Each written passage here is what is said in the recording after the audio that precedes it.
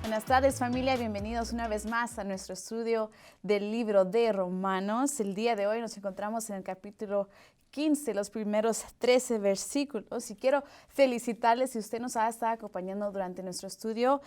Este capítulo 15 es el penúltimo capítulo del libro de Romanos. Estamos ya casi llegando al final de esta maravillosa carta que el apóstol Pablo nos escribe.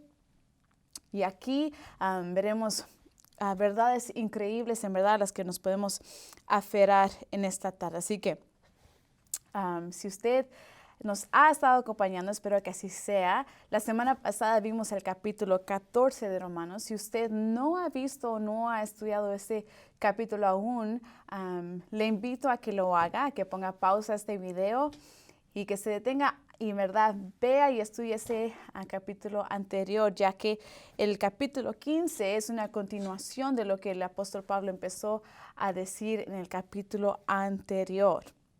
Así que por favor, si usted empieza aquí se va a perder de mucho, así que vaya al capítulo 14.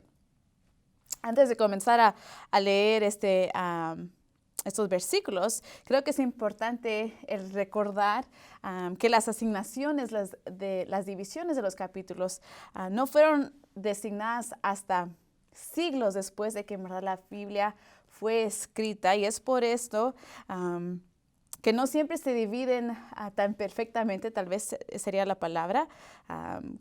Es más, muchos teólogos creen que la sección que nos toca el día de hoy, esos 13 versículos, deberían de seguir simplemente siendo parte del capítulo 14, pero aquí nos encontramos, así que si usted lo leyó y pensó, esto no parece ser un capítulo nuevo, no está incorrecto. Es, como he dicho, una continuación perfecta al capítulo 14 que estudiamos la semana pasada. Así que vamos a estudiar el capítulo 15. Brevemente, si usted, para que usted haga memoria, el capítulo 14 de la semana pasada, Pablo me estuvo hablando sobre la diferencia que existe entre unos cristianos que se identifican como fuertes en la fe y otros que son débiles en la fe, y específicamente se está refiriendo a aquellos que tienen la libertad de comer y beber sin remordimientos de conciencia. Pablo les está enseñando a la iglesia en Roma que hay cosas esenciales para nuestra fe en las que no podemos estar en desacuerdo, y sin embargo hay otras cosas que no son tan esenciales, en las que tendremos diferentes opiniones e incluso diferentes convicciones. Y Pablo llama a los cristianos fuertes a que deben de estar dispuestos a renunciar a la libertad que tienen en el asunto de lo que comen o beben, con tal de evadir el destruir al hermano débil, sino que debemos, dice Pablo, ayudarlos a fortalecerse en su fe. Así que ese es un poco del contexto del capítulo 14, y con esto en mente leamos entonces los primeros versículos del capítulo 15 en esta tarde. Dice así: los fuertes en la fe debemos apoyar a los débiles en vez de hacer lo que nos agrada. Cada uno debe agradar al prójimo para su bien, con el fin de edificarlo, porque ni siquiera Cristo se agradó a sí mismo, sino que, como está escrito, sobre mí han recaído los insultos de tus detractores. De hecho, todo lo que se escribió en el pasado por las Escrituras se escribió para enseñarnos, a fin de que, alentados por las Escrituras, perseveremos en mantener nuestra esperanza. Me encanta ese versículo 4, pero no vamos a adelantarnos todavía. Empecemos en el primer versículo. Los fuertes en la fe debemos apoyar a los débiles.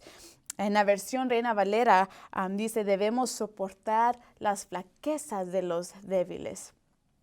Pablo aquí una vez más quiere decir que los fuertes, los que se consideran fuertes en su fe, deben cargar y llevar las flaquezas de los débiles. Esa palabra soportar, creo que a veces la leemos y la entendemos tal vez como que quisiera decir tolerar, y eso no es lo que Pablo nos quiere decir así aquí.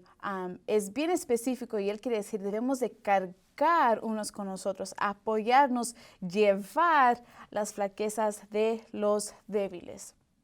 Y es interesante notar que Pablo incluso se identifica como uno de estos fuertes, tomando en sí sobre él esta responsabilidad y este cargo que está a punto de dar, de soportar las flaquezas de los débiles.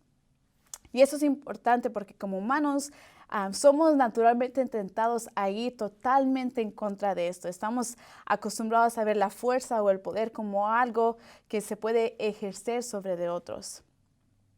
Los fuertes siempre buscan hacerse más fuertes y muchas veces hacen eso sin importar a quienes dejan por detrás o a quienes hieren en el camino. En nuestra sociedad donde el individualismo es lo que predomina, esto es muy contracultural. Toda nuestra cultura nos dice que lo que importa somos nosotros. Yo, lo que yo quiero, lo que yo aspiro, mis sueños, mis deseos, mis preferencias, mi verdad incluso. Todo es muy individualístico y Pablo nos está llamando aquí diciendo, no, esta no es la cultura del reino de Dios. El Señor nos está llamando a que soportémonos unos a los otros, apoyémonos, sirvamos, llevémonos unos con los otros. Pablo no solo dice que apoyemos o que soportemos a aquellos más débiles, sino nos llama aún a más, diciendo que debemos de buscar el agrado de nuestro prójimo por sobre el nuestro. Dice, debemos apoyar a los débiles en vez de hacer lo que nos agrada. Cada uno debe agradar al prójimo para su bien con el fin de edificarlo. Ahora, como mencioné, eso es muy contracultural. En nuestro mundo siempre estamos buscando agradarnos a nosotros mismos. Nuestros sueños, nuestra comodidad, incluso nuestra diversión. Válgame, nuestra sociedad el día de hoy, todo está basado en nuestra diversión. Especialmente creo que podemos ver esto en este año que ha pasado en el que muchos nos hemos encontrado en nuestras casas sin poder tal vez ir a nuestro lugar de trabajo o sin poder hacer las cosas que estamos acostumbradas a hacer. Y hemos estado muchos buscando nuestra diversión en esta pandemia. Esto es muy contracultural que Pablo está diciendo. Está diciendo, no. Este no es nuestro propósito. No buscamos en verdad a nuestro propio agrado, sino que buscamos el agrado de nuestro prójimo. Tomamos la causa de nuestro prójimo. Pero ahora, ¿qué quiere decir Pablo con esto? ¿Qué significa el agradar al prójimo? Si me identifico como alguien que está fuerte en la fe, ¿esto significa que debo buscar siempre el agrado de los demás? Esta palabra agrado, ¿qué quiere decir? Sabemos que en verdad esto no es el caso, ya que en Gálatas capítulo 1, versículo 10, Pablo nos dice, ¿qué busco con esto? ¿Ganarme la aprobación humana o la de Dios? ¿Piensan que procuro agradar a los demás? Si yo buscara agradar a otros, no sería siervo de Cristo. Pablo lo tiene por cierto que no podemos, es más, no debemos procurar ganarnos la aprobación humana. Es imposible. Es más, las escrituras en verdad condenan este tipo de meta entre nosotros. Pero lo que quiere decir Pablo en verdad es que debemos siempre tomar en cuenta las opiniones, los deseos, los intereses de los demás, de nuestros hermanos, de nuestro prójimo.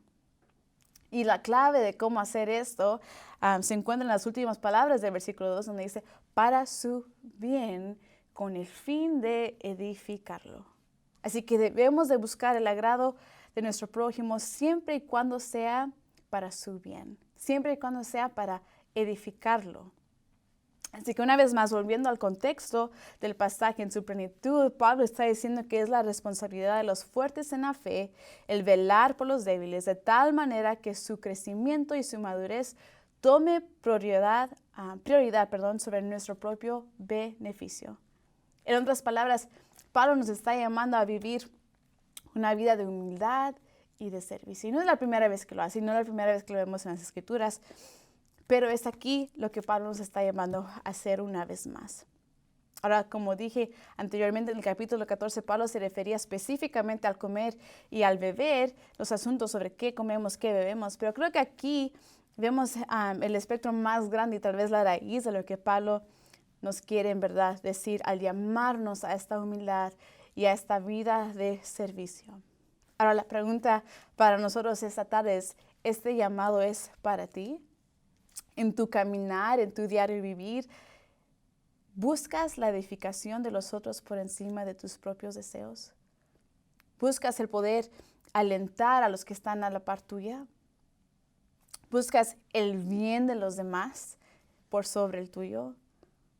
En tus decisiones día a día, en lo que escoges como prioridad en tus vidas, en lo que ocupa tu tiempo, en la manera en que hablas, en tus intereses, buscas en verdad estar edificando a los que te rodean. Ahora, ¿qué quiere decir esto? Quiere decir que nunca puedo hacer simplemente lo que a mí me agrada, lo que a mí me gustaría ser, y no necesariamente es así, pero como hemos visto cuando el Evangelio cobra vida en nosotros, cuando anhelamos vivir una vida que en verdad agrada a Dios, la disciplina que se necesita para hacer morir nuestro ego va cambiando y va madurando. Y como hemos visto, al ser sacrificios vivos para Dios, como nos mencionó el capítulo 12, nuestra mente y nuestro corazón van siendo transformados de tal manera que los deseos del Señor, los anhelos del Señor en verdad vienen a ser los nuestros. Y el beneficio de nuestro prójimo, el crecimiento, la madurez de nuestro prójimo, el bien de nuestro prójimo, también viene a ser el nuestro, ya que todos somos un solo cuerpo, el cuerpo del Señor. Así que regresemos al siguiente versículo. Ahora, Pablo aquí, la segunda pregunta es, ¿por qué? ¿Por qué debemos de buscar el beneficio de nuestro prójimo? Y el argumento más convincente de Pablo es en el versículo 3, que dice así, porque ni siquiera Cristo se agradó a sí mismo, sino que como está escrito, sobre mí han recaído los insultos de tus detractores. Cristo, siendo Dios mismo y teniendo todo el derecho de agradarse por sí mismo, escogió vivir una vida de servicio. Él se despojó de su gloria y su poder para tomar sobre sí nuestras debilidades. Y tal fue su obediencia al Padre, su deseo de hacer la voluntad del Padre en vez de la suya, que soportó injustamente el precio de nuestras rebeliones. Él es nuestro mejor ejemplo, iglesia. Y Pablo aquí hace referencia al Salmo 69, en el cual vemos que se refiere al injusto sufrimiento de un hombre justo. Y este pasaje, este salmo, es considerado un pasaje mesiánico. Eso quiere decir que es uno de los salmos que nos señalan a Jesús, al Mesías por venir. Así que lo que Pablo en verdad nos quiere decir es que Jesús, siendo nuestro mayor, nuestro mejor ejemplo, buscó la gloria y los anhelos del Padre de tal manera que los insultos que iban dirigidos hacia el Padre literalmente cayeron sobre de Él. Y este es el ejemplo que tenemos sobre cómo se debe en verdad mirar el vivir una vida de servicio.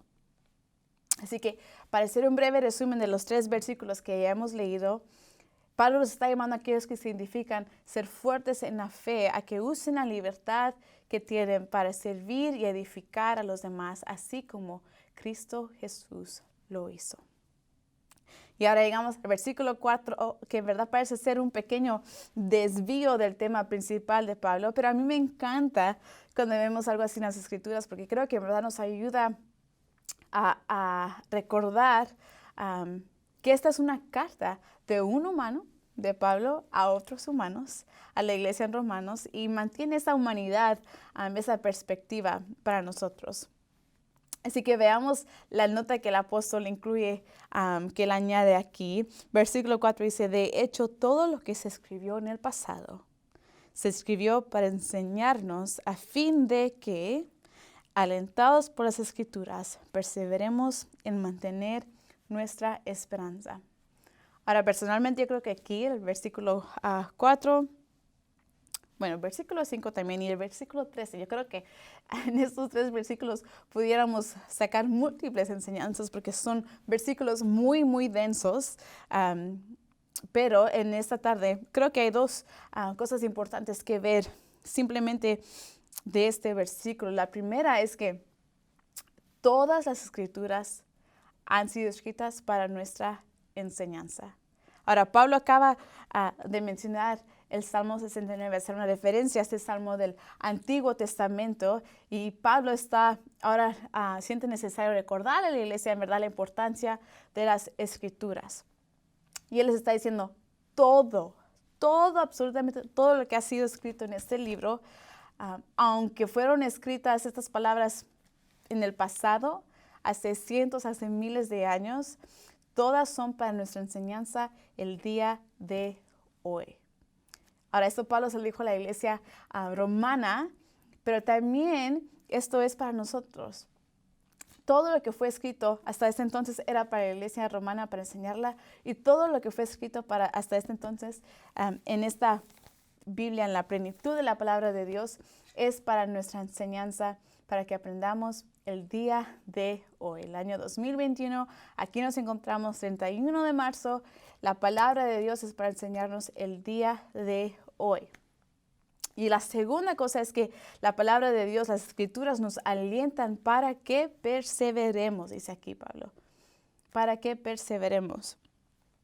Y si nos adelantamos tantito al versículo 5, vemos que Dios mismo es el que nos alienta por medio de su palabra. Son literalmente sus palabras las que nos sostienen, las que vemos aquí en este libro. Para mantener la esperanza, dice Pablo. Y esta palabra esperanza es la palabra griega elpis, que en verdad significa anticipación. Significa una expectativa gozosa y confiada de la salvación eterna. Aparece 9 veces esta palabra en el libro de Romanos, y creo que es una de las metas en verdad del apóstol Pablo, el asegurarse que la iglesia romana sepa en verdad esta esperanza expectativa de la gloria por venir que tenemos por medio de Cristo Jesús. Así que mira en verdad la inclusividad de la palabra de Dios. Eso es increíble. Lo exhausta que es la palabra de Dios. Fue escrita en el pasado, para ese tiempo, pero también para enseñarnos y alentarnos hasta el día de hoy, para ayudarnos a mantener la esperanza de la gloria futura. ¿Lo ves? La palabra de Dios es el pasado para el presente, para el futuro. Solo un Dios magnífico en su infinita sabiduría puede lograr hablarnos de tal manera. Pasado, presente y futuro, todo alentado por la palabra de Dios. Así que llegamos al versículo 5, y como dije aquí, el tono del apóstol Pablo cambia tantito, y yo creo que aquí vemos en verdad la tesis de Pablo, el gran propósito por el cual debemos vivir buscando la edificación, el beneficio, el crecimiento de los demás. Y lo hermoso es que Pablo lo muestra en forma de una oración. Así que los primeros 4 versículos, él está hablando directamente, y luego aquí en el versículo 5, es como que si Pablo dice, ok, ahora déjenme orar por ustedes sobre esto. Ese es en verdad el propósito, y voy a orarlo sobre de ustedes. Dice así: que el Dios que infunde aliento y perseverancia les conceda vivir juntos en armonía conforme al ejemplo de Cristo Jesús. Para que, aquí va el gran propósito, con un solo corazón y a una sola voz glorifiquen a Dios y Padre de nuestro Señor Jesucristo. Le empieza conectando a Dios con las escrituras, usando las mismas palabras. No sé si las cacharon, pero dice que la palabra en el versículo 4 se escribió para enseñarnos a fin de que seamos alentados por ellas. Y en el versículo 5 dice que el Dios que infunde aliento y perseverancia. O sea, estas mismas palabras el apóstol Pablo está usando en el mismo versículo anterior. Él está conectando a Dios con sus escrituras usando las mismas palabras que usó en el versículo anterior. El Dios de aliento y perseverancia. Que Dios nos conceda vivir en unidad, siguiendo el ejemplo de Cristo Jesús. Y dice, necesitamos de su ayuda y de su ejemplo para lograrlo. Él quiere que vivamos juntos en armonía, conforme al ejemplo que Él mismo nos ha dado. Y aquí la gran meta en el versículo 6, porque la meta de Pablo en escribir todo esto no es simplemente mejorar nuestras relaciones, no es mejorar las relaciones que existían dentro de la iglesia romana, no es solo eso. No es madurar a los creyentes para que vivan cordialmente sin importar sus desacuerdos. La meta en verdad es la misma meta que nos viene diciendo Pablo a través de todo este libro y es el poder glorificar a Dios en un solo sentir. Unidos en armonía como un solo cuerpo, glorificar a Dios. Es darle a Él toda la gloria. Una vez más, para esto fuimos creados, iglesia. Lo hemos dicho una vez tras otra vez y lo volveremos a decir. Este es nuestro propósito, es traerle toda la gloria a Dios. Y si permitimos que nuestros desacuerdos, nuestras diferencias sean lo que en verdad nos dominen, en vez de dejar que Cristo sea nuestro vínculo, nunca lograremos ser la iglesia, el cuerpo que Dios quiere que seamos. Necesitamos poder ver más allá de nuestras diferencias, más allá de las cosas en que no tenemos en común, incluso tal vez nuestras convicciones que podrían ser un poco diferentes. Tenemos que ver más allá para que podamos, unidos a una voz en un corazón, darle toda la gloria al Señor como solo Él se la merece. Versículo 7. Por tanto, acéptense mutuamente, así como Cristo los aceptó a ustedes. Una vez más, ¿para qué? Para gloria de Dios. Les digo que Cristo se hizo servidor de los judíos para demostrar la fidelidad de Dios a fin de confirmar las promesas hechas a los patriarcas y para que los gentiles glorifiquen a Dios. Una vez más, glorifiquen a Dios por su compasión, como está escrito. Versículo 7. Acéptense, dice aquí el apóstol Pablo. Y acéptense no quiere decir tolerarse, no quiere decir tolérense. No. En verdad la palabra acéptense quiere decir literalmente el tomarse de la mano unos a otros. El llegar a ser compañeros, el invitar a tu hogar. Esta es la aceptación. Cristo, una vez más, es el ejemplo perfecto de esto. Cristo nos aceptó a nosotros, nos invitó a formar parte de su familia, siendo imperfectos, siendo quebrantados, siendo egoístas y sin tener nada que ofrecerle. Cristo nos aceptó a nosotros y esto es lo que Él hizo y lo que debemos hacer como seguidores de Él. Si queremos identificarnos como cristianos, seguidores de Cristo, discípulos de Él, entonces debemos hacer lo mismo y tratar de aceptarnos los unos a los otros, aceptarnos mutuamente, así como Cristo nos ha aceptado. Ahora el versículo 8, Pablo empieza a hablar una vez más de los judíos y de los gentiles. Y dice que Cristo se hizo servidor de los judíos para demostrarle la fidelidad de Dios. ¿Qué significa esto, la fidelidad de Dios? Bueno, Pablo está diciendo que Cristo se hizo servidor de los judíos para que se comprobara en verdad todas las promesas que se habían hecho, empezando con Abraham hacia el pueblo judío. Por eso Cristo vino, para cumplir sus promesas, para demostrar que Dios es un Dios fiel. Y a la misma vez vemos la compasión de Dios a los gentiles, a nosotros que no somos parte del linaje directamente de Abraham. Sin embargo, también Dios vino hacia nosotros por compasión hacia los gentiles, dice aquí el apóstol Pablo. Y una vez más, aquí Pablo está demostrando la unión de esos dos grupos que existían muy divididos, hecha por medio de la venida de Cristo Jesús. Y no olvidemos en verdad el llamado especial que Dios le había dado a Pablo para predicar a los gentiles y traerles el evangelio. Él mismo consideraba su misión, esta su misión, llevar el evangelio a los gentiles. Es más, en la Biblia se refiere a él como el apóstol de los gentiles. Y lo vemos a través de sus cartas en el Nuevo Testamento. Así que para ilustrar en verdad su corazón, la importancia que Pablo sentía, el llamado especial que Pablo sentía hacia los gentiles, Pablo aquí una vez más usa 4 pasajes del Antiguo Testamento para demostrar la importancia de los gentiles, para demostrar el corazón de Dios hacia los gentiles. Sabemos que el Señor había prometido enviar al Mesías. Esa fue una promesa que le dio a Abraham al prometerle que sus generaciones iban a ser tal como las estrellas.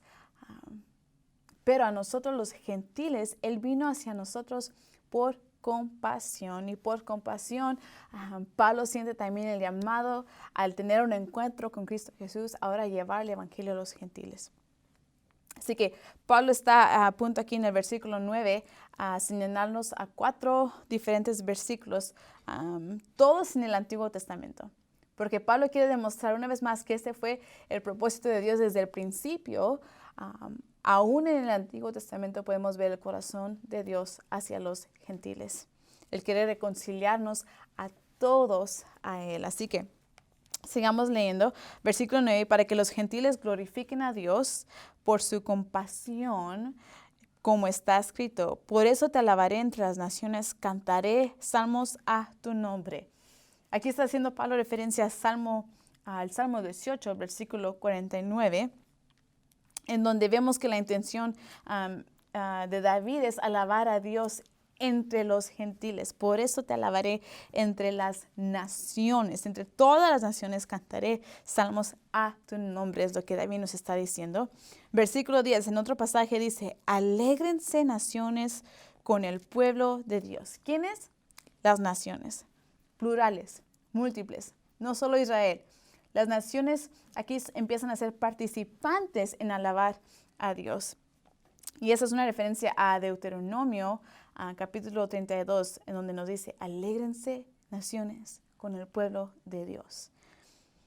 Y en otra parte del versículo 11 aquí dice, alaben al Señor naciones todas, pueblos todos, cántenle alabanzas. Aquí está haciendo referencia al Salmo 117 y aquí es la invitación una vez más para todos. Todos alaben al Señor, naciones todas. Una vez más, como dije, Pablo quiere que tengamos por certeza que desde el principio todas las naciones han sido llamadas a traerle gloria a Dios. Versículo 12, a su vez Isaías afirma, brotará la raíz de Isaí, el que se levantará para gobernar a las naciones. En él los pueblos pondrán su esperanza. La raíz de Isaí, esa es una referencia al capítulo 11 de Isaías.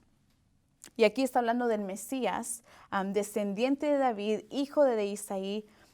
Él será la esperanza de las naciones. Una vez más, plural, a todas las naciones. Que una vez más Pablo está diciendo, Jesús, el Mesías, el prometido, va a venir y todas las naciones pondrán su esperanza en Él. ¿Ves cómo desde el principio podemos ver en verdad el corazón de Dios para todas las naciones y su plan para reconciliarnos a Él? Pablo lo ve y Pablo, esta es su misión. Quiere que todos los gentiles lo sepan, lo crean en verdad, que vivan en esta verdad. Y con eso en mente, habiendo dicho todo esto, entonces llegamos al final de esta parte, al versículo 13, a esta parte del discurso de Pablo. Y una vez más lo concluye con una oración y una bendición hermosa, muy parecida a la que vimos en el versículo 5 y el versículo 13 dice así, que el Dios de la esperanza los llene de toda alegría y paz a ustedes que creen en Él, para que rebosen de esperanza por el poder del Espíritu Santo.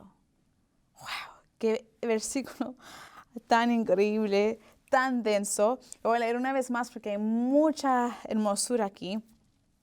Que el Dios de la esperanza los llene de toda alegría y paz a ustedes que creen en Él con un propósito para que rebosen de esperanza, de esa esperanza que viene del Dios mismo. Él es el Dios de la esperanza por el poder del Espíritu Santo. Me encanta lo que dice John Stott. Dice, si la fe es el medio para llegar a la alegría y paz, como vemos aquí, la abundante esperanza es la consecuencia de las mismas. Y las cuatro en conjunto son la fe, la alegría, la paz y la esperanza se deben al poder del Espíritu Santo dentro de nosotros. Iglesia, esta es la oración de Pablo hacia la iglesia de Roma y hacia nosotros. Que el Señor, Dios de la esperanza, nos llene de toda alegría y paz a nosotros que creemos en Él, para que rebosemos de esperanza por el poder del Espíritu Santo. Como mencioné al principio, nos estamos acercando al fin de este libro y al fin de esta carta de Pablo. Y no creo que es coincidencia estas dos oraciones que vemos en esta sección. En sus últimas exhortaciones que hemos venido viendo en el capítulo 14 y 15, Pablo hizo énfasis en dos propósitos fundamentales de nuestras vidas y el cómo debemos vivir. Y con esto quiero terminar en esta tarde. En todo lo que hacemos, vivimos uno, como nos dice el versículo 5, para que glorifiquemos a Dios. Unidos como un solo cuerpo en un solo sentir. ¿Se recuerdan del versículo 5? Que el Dios que infunde aliento y perseverancia les conceda vivir juntos en armonía, conforme al ejemplo de Cristo Jesús, para que con un solo corazón y a una sola voz glorifiquen al Dios Padre de nuestro Señor Jesucristo. Esta es la oración del apóstol Pablo para la iglesia de aquel día y para la iglesia de hoy en día, que podamos glorificar al Dios y Padre de nuestro Señor Jesucristo. Ese es nuestro propósito, iglesia. Todo lo que hacemos, la manera en que vivimos, la manera en que servimos unos a otros, debe de ser con ese propósito para glorificar a Dios.